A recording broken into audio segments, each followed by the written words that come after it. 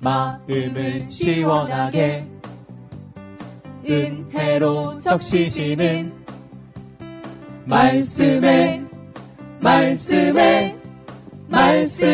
폭포수. 안녕하세요. 말씀의 폭포수의 김대광 목사입니다. 그리스도 예수 안에서 한 주간도 평안하셨습니까? 우리가 살아가는 삶이 힘들고 어려워도요, 우리의 마음에 무엇을 품고 살아가느냐가 우리를 미소 짓게 하고요, 쉼과 위로가 되기도 할 텐데요. 주님의 마음을 품고요, 그 나라를 품고 살아가는 저와 여러분들일 수 있기를 원합니다. 새에게는요, 무거운 날개가 있죠. 그러나 그 날개 때문에 새는 날 수 있습니다. 네, 또 배에는요, 커다란 돛이 있는데요. 그것은 짐이 되지만 결국 돛 때문에 앞으로 나아갈 수 있게 되죠. 이처럼 성도에게도요, 십자가는요, 새의 날개나 배의 돛처럼 짐이 될 수 있을 텐데요. 그러나 결국은요, 그 십자가로 인해서 성도들은 천국을 향해 전진할 수 있게 되는 줄 믿습니다. 그러므로 우리는 십자가를 부담스러워할 수 있지만 십자가를 기꺼이 질 때 새처럼 날 수 있고요, 배처럼 그 돛 때문에 앞으로 전진할 수 있게 되는 줄 믿습니다. 네, 오늘 은혜 나눌 말씀은 마태복음서 27장 27절에서 44절에 있는 말씀인데요. 제가 봉독해드리고자 합니다. 이에 총독의 군병들이 예수를 데리고 관정 안으로 들어가서 온 군대를 그에게로 모으고 그의 옷을 벗기고 홍포를 입히며 가시관을 엮어 그 머리에 씌우고 갈대를 그 오른손에 들리고 그 앞에서 무릎을 꿇고 희롱하여 이르되 유대인의 왕이여 평안할지어다 하며 그에게 침 뱉고 갈대를 빼앗아 그의 머리를 치더라. 희롱을 다 한 후 홍포를 벗기고 도로 그의 옷을 입혀 십자가에 못 박으려고 끌고 나가니라. 나가다가 시몬이란 구레네 사람을 만나매 그에게 예수의 십자가를 억지로 지워가게 하였더라.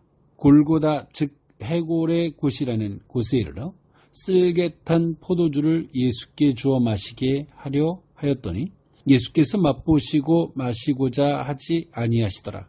그들이 예수를 십자가에 못 박은 후에 그 옷을 제비 뽑아 나누고 거기 앉아 지키더라. 그 머리 위에 있는 유대인의 왕 예수라 쓴 죄패를 붙였더라. 이때 예수와 함께 강도 둘이 십자가에 못 박히니 하나는 우편에 하나는 좌편에 있더라. 지나가는 자들은 자기 머리를 흔들며 예수를 모욕하여 이르되 성전을 헐고 사흘에 짓는 자여, 내가 만일 하나님의 아들이거든 자기를 구원하고 십자가에서 내려오라 하며 그와 같이 대제사장들도 서기관들과 장로들과 함께 희롱하여 이르되 그가 남은 구원하였을 때 자기는 구원할 수 없도다. 그가 이스라엘의 왕이로다. 지금 십자가에서 내려올지어다. 그리하면 우리가 믿겠노라. 그가 하나님을 신뢰하니 하나님이 원하시면 이제 그를 구원하실지라. 그의 말이 나는 하나님의 아들이라 하였도다 하며 함께 십자가에 못 박힌 강도들도 이와 같이 욕하더라. 아멘. 네, 오늘 본문의 구절을 보면 27장 27절에서 31절에 있는 말씀은요, 로마 군병들의 조롱에 대한 말씀이고요. 27장 32절에서 44절에 있는 말씀은 십자가에 달리신 예수님에 대한 말씀입니다. 네, 먼저 27절에서 31절에 있는 말씀은요, 로마 군병들의 조롱인데요. 마태가 특별히 이 사건을 자세히 언급한 이유는요, 구약 예언의 성취이기 때문입니다. 이사야서 53장 3절에 있는 말씀이기도 한데요. 그러므로 마태는 이 사건을 언급함으로 이것은 우연한 일이 아니라 구약 예언의 성취였음을 재차 강조했습니다. 만왕의 왕이신 예수님께서는요, 세상 나라의 일개 병졸들에게 참을 수 없는 조롱과 멸시를 당하시면서도 묵묵히 견디신 것은요, 온 인류의 대속 사역을 위해서였습니다. 네, 이어서 마태복음서 27장 32절에서 44절에 있는 말씀은요, 십자가에 달리신 예수님에 대한 말씀인데요. 네, 금요일 오전 9시경에 예수님께서는 십자가에 못 박히셨습니다. 심한 매질로 인해서 십자가를 골고다 언덕까지 짊어지고 갈 기력조차 없는 육체적 고통을 당하셨습니다. 네, 십자가 위에서는요, 인간들의 극심한 모욕과 조롱을 다시 한번 겪으셨고요, 정신적 고통을 받으셨습니다. 그 무엇보다 견디기 힘든 것은요, 성부 하나님과의 단절에서 오는 영적 고통이셨을 것입니다. 네, 하지만 예수님께서는요, 십자가에 매달리는 그 순간에 인류 역사는 사망에서 생명으로의 새로운 전환점을 맞이하게 되죠. 네, 한편 십자가에 붙여진 죄패에는요, 유대인의 왕 예수라고 쓰여져 있었는데요, 예수님께서는 진정 만왕의 왕 메시아라는 사실을 사악한 인간들의 손을 통해서 선포하는 수단이 되기도 하였습니다. 네, 오늘 본문을 좀 더 자세히 보면 다음과 같은데요, 27절에 보니까요, 이에 총독의 군병들이 예수를 데리고 관정 안으로 들어가서 온 군대를 그에게로 모으고라고 성경 말해주고 있는데요. 네, 여기서의 관정은요, 헬라어로 프라이토리온인데요, 총독의 임시 관저, 안토이나 요새이었습니다. 원래 총독의 관저는 가이사랴에 있었는데요, 항쟁이 자주 일어났던 6월절에는요, 안토니아 요새, 즉 예루살렘 성전 북서쪽에 위치해 있는 이곳으로 임시 이동되어 있었습니다. 빌라도가 예수님을 향하여 사형 선고를 하고 난 이후에 총독의 군병들이 예수님을 관정 안으로 들어가서 군대를 모으고 예수님을 조롱했는데요, 예수님의 옷을 벗겼고요, 그리고 홍포를 입혔고요, 가시관을 엮어서 그 머리에 씌우고 갈대를 그 오른손에 들리고 그 앞에서 무릎을 꿇고 희롱하며 이르되 유대인의 왕이여 평안할지어다 라고 예수님을 조롱했습니다. 희롱했습니다. 그리고 예수님을 향해서요, 침을 뱉고 갈대를 빼앗아 그의 머리를 치더라 라고 마태복음서 27장 30절에 말하고 있습니다. 네, 너무나 참혹스럽고 수치스러운 일인데요, 마태는 이 참혹스럽고 수치스러운 일을 마태복음서 27장 27절에서 31절에 소개하고 있는 이유는 구약에 예언되었던 말씀이고, 예수님께서 조롱, 희롱을 당하신 것은 그 예언의 성취였음을 마태복음서의 저자인 마태는 담담하게 그것을 증거해 주고 있는 것입니다. 그리고 31절에 보니까 희롱을 다 한 후 홍포를 벗기고 도로 그의 옷을 입혀 십자가에 못 박으려고 끌고 가니라 라고 성경은 말해주고 있습니다. 네, 희롱과 수치가 극에 달았고요.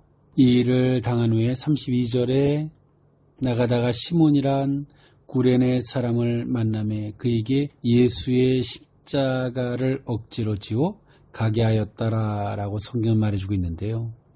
네, 예수님께서는 이미 많은 고통을 당하셔서 그 사형틀인 십자가를 지고 골고다 언덕까지 갈 수 없는 몸 상태가 되셨습니다. 이에 총독의 군병들은 시몬이란 구레네 사람에게 예수님의 십자가를 억지로 지워서 골고다 언덕까지 가게 하였습니다. 예수님의 십자가를 대신 지고 갔던 시몬, 오늘 그 시몬이라는 사람이 구레네 사람이었음을 성경은 말해주고 있는데요.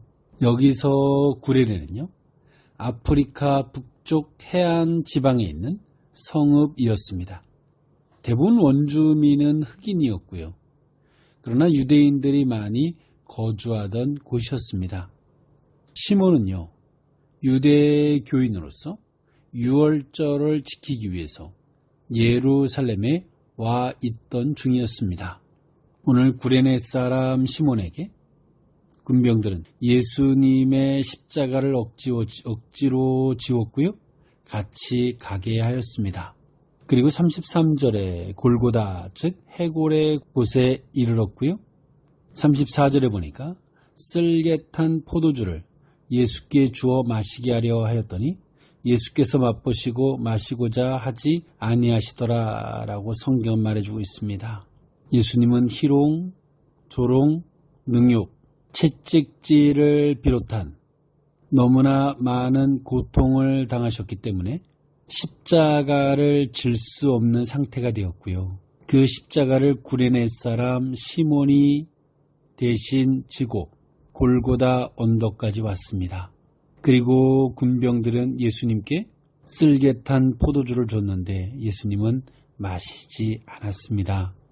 마태복음 27장 34절에 나오는 쓸개탄 포도주는요, 고통을 덜기 위해 이용된 일종의 마취제였습니다. 네, 인간적으로 쓸개탄 포도주를 예수님이 드셨으면 덜 고통스럽게 죽으실 수 있었을지도 모릅니다. 그러나 예수님은 맛보시고 그것을 거절하셨습니다. 그 고통을 다 순전히 받고자 하신 것이죠. 그리고 군병들은 예수님을 십자가에 못 박은 후에 그 옷을 제비 뽑아 나누고 거기 앉아 지키고 있었습니다. 네, 예수님의 옷을 제비 뽑아 나누는 이러한 모습은 시편 22편 18절에 예언되었던 말씀이었습니다. 마태는 이 모든 일들이 결코 우연이 아니었음을 담담히 증명해주고 있습니다. 37절에 그 머리 위에 있는 유대인의 왕 예수라 쓴 죄패를 붙였더라라고 말하고 있고요. 38절에는요. 이때 예수와 함께 강도 둘이 십자가에 못 박히니 하나는 우편에 하나는 좌편에 있더라라고 성경은 말해주고 있습니다. 예수님을 강도들과 같이 처형시킴으로 말미암아 예수님을 강도 취급하고 있는 것이죠. 이러한 모습들을 지나가는 자들이 지켜봤고요. 오늘 그들은 39절에 보니까 지나가는 자들은 자기 머리를 흔들며 예수를 모욕했다라고 성경은 말해주고 있습니다. 이때 당시에 머리를 흔드는 행동은요, 멸시와 조롱을 표현하는 금동인들의 몸짓이었습니다. 그리고 그들은 예수님의 제목이기도 한 성전 모독, 신성 모독에 대한 제목을 가지고 그들은 이렇게 말합니다. 40절에 이르되 성전을 헐고 사흘에 짓는 자여, 내가 만일 하나님의 아들이거든 자기를 구원하고 십자가에서 내려오라 하며 41절 그와 같이 대제사장들도 서기관들과 장로들과 함께 희롱하여 이르되 그가 남은 구원하였으되 자기는 구원할 수 없도다. 그가 이스라엘의 왕이로다. 지금 십자가에서 내려올지어다. 그리하면 우리가 믿겠노라. 43절 그가 하나님을 신뢰하니 하나님이 원하시면 이제 그를 구원하실지라. 그의 말이 나는 하나님의 아들이라 하였도다 하며 함께 십자가에 못 박힌 강도들도 이와 같이 욕하더라라고 성경은 말해주고 있습니다. 네, 기적을 일으키셨던 예수님, 말씀의 교훈으로 유대의 종교 지도자들을 거침없이 책망하셨던 예수님, 오늘 그 예수님께서 너무나 초라하고 무능력하게 십자가에 못 박혀 죽으시고 계시죠. 오늘 너무나 무능력하고 초라한 그 어떠한 저항조차 하지 아니하는 예수님을 가리켜서 종교 지도자들은 예수님을 희롱하고 조롱합니다. 성전 모독, 신성 모독.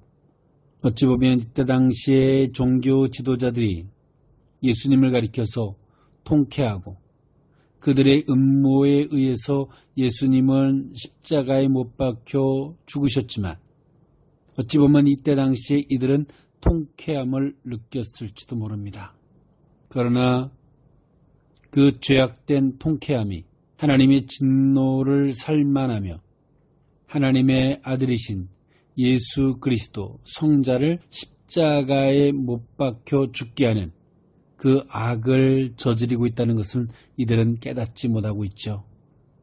네, 때로는 우리도 하나님 앞에서 어떠한 아픔을 겪게 하실 때가 있는데요. 어떠한 저항도 하지 못한 채 어떤 변명도 하지 못하게 하시고 그 고난과 역경을 겪게 하실 때가 있는데요. 그때 성도들이 가장 초라하고 연약하고 너무나 바보 같은 모습으로 비춰질 수 있습니다. 그런데요, 신앙이 아니면 누가 그렇게 바보 같은 자리에 서고 싶겠습니까?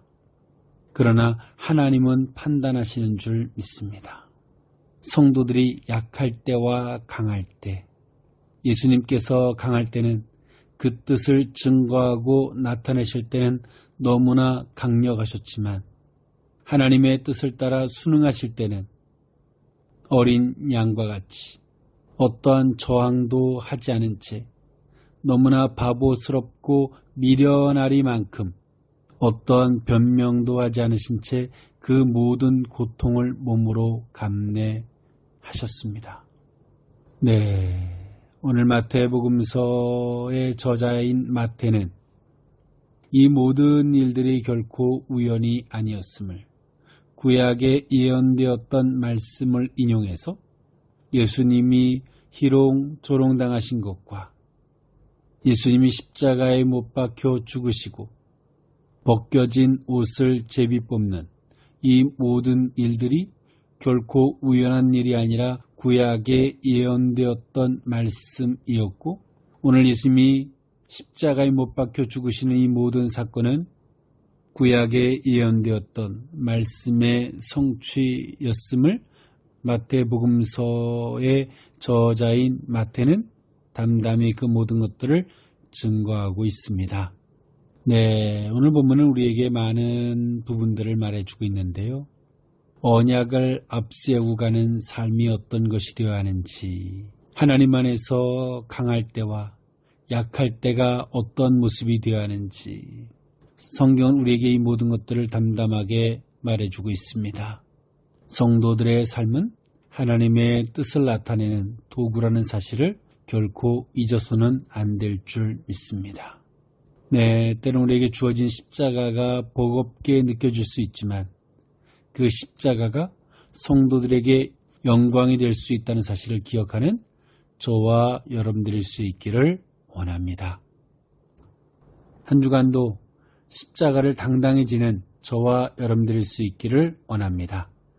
지금까지 말씀의 폭포수의 김대광 목사였습니다. 감사합니다.